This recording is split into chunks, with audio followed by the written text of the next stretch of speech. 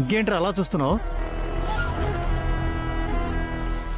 ఈసారి బయటికి వెళ్ళినప్పుడు ఎవరికి చెప్పినా చెప్పకపోయినా వీడికి మాత్రం చెప్పి వెళ్ళమ్మా.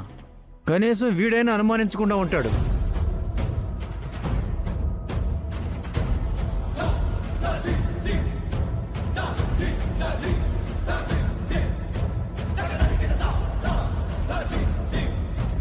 ఏంటి చంటి ఇదంతా? నేను అమ్మని చూడ్డానికి వెళ్ళానని చెప్పడం ఏంటి? అమ్మ కూడా అవును అని చెప్పడం ఏంటి? నాకంతా అయోమయంగా ఉంది. లేదొదినా, నువ్వు స్టూడియోకి వెళ్ళావని మాకు తెలుసు. అన్నయ్య నీకోసం వచ్చాడు. ఈ లోపల అక్షిత నువ్వు గదిలో లేవని చెప్పి గొడవ మొదలుపెట్టింది. నాకు కూడా ఏం చేయాలో అర్థం కాలేదు. నువ్వు ఏదైనా ఫ్రెండ్ ఇంటికి వెళ్ళావంటే గనక వీళ్ళు అది కూడా తప్పని చెప్పి చాలా పెద్ద గొడవ పడతారు. అందుకే మీ అమ్మగారి ఇంటికి వెళ్ళావు అంటే గొడవ పెద్దదవ్వదని గెస్ చేశాను. కానీ గుండమ్మ గారి దగ్గరికి వెళ్ళావు అంటే నువ్వు వెళ్ళావా లేదా అని కన్ఫర్మ్ చేసుకోవడానికి వీళ్ళెవరైనా ఫోన్ చేయొచ్చని డౌట్ వచ్చింది నాకు. అందుకే ముందుగానే ఆవిడ పరిస్థితులు వివరిస్తూ వాయిస్ మెసేజ్ పెట్టేశాను. మేడం, మా ఇంటి దగ్గర నుంచి ఎవరైనా ఫోన్ చేసి వదిన మీ ఇంటికి వచ్చిందా అంటే మాత్రం వచ్చిందనే చెప్పండి.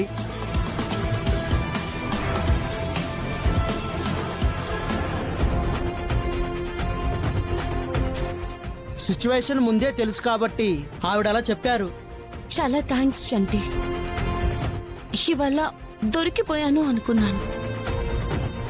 అమ్మా, ఏదో కాలేజ్ ఫీజు కోసమని జాయిన్ అయ్యావు. అది కట్టేసావు కదా. ఇంకా దినదిన గండం నూరేళ్ళ ఆయుష్ బతుకు. నీకెందుకమ్మా? మానేయచ్చు కదా ఉద్యోగం. అవునమ్మా, ఇంకా నీకు ఉద్యోగం చేయాల్సిన అవసరం ఏముంది? మానేయచ్చు కదా తల్లి. లేదు మావయ్య గారు, నేను అవసరంలో ఉన్నప్పుడు నా అవసరం తెలుసుకుని ఆవిడ నాకు ఉద్యోగం ఇచ్చింది. ఇప్పుడు నా అవసరం తీరిపోయింది కదా అని ప్రోగ్రామ్ ని మధ్యలో వదిలేసి రాలేను. ఆ ప్రోగ్రామ్ ఇప్పుడు చాలా క్లిక్ అయింది. ఆ ప్రోగ్రామ్ ని వదిలేసి వచ్చేస్తే వాళ్ళ ఎఫ్ఎం కి బ్యాడ్ నేమ్ వస్తుంది. అది నాకిష్టం లేదు.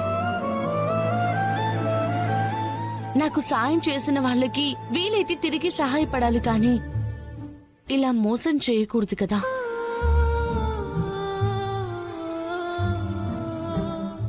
అందుకే ప్రస్తుతానికి ఉద్యోగం మానేలేను మావయ్య గారు.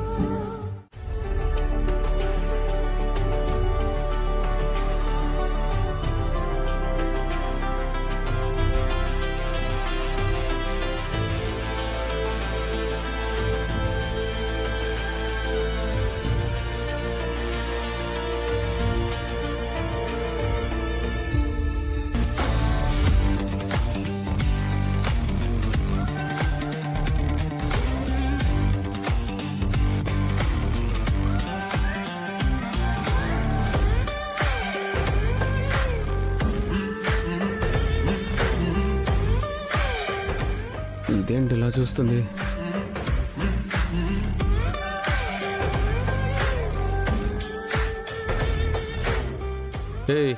ఏంటి గుడ్ల గోపల అలా చూస్తున్నావు? అయ్యో ఏం లేదండి, మీరు వర్కౌట్ కంటిన్యూ చేయండి.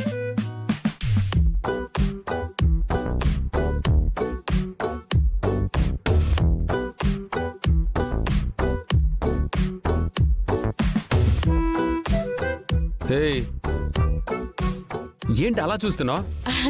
ఏం లేదండి, మీ తొడ మీద పుట్టుమచ్చు ఉండాలి కదా, ఎక్కడా అని చూస్తున్నాను.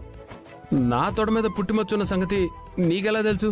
ఎలా తెలుసంటే మీ చిన్నప్పటి ఫోటో చూశాను కాబట్టి. ఈ ఫోటో నీకెక్కడి నుంచి వచ్చింది? మర్యాదగా ఇవ్వు. అయ్యో ఇస్తానుండండి.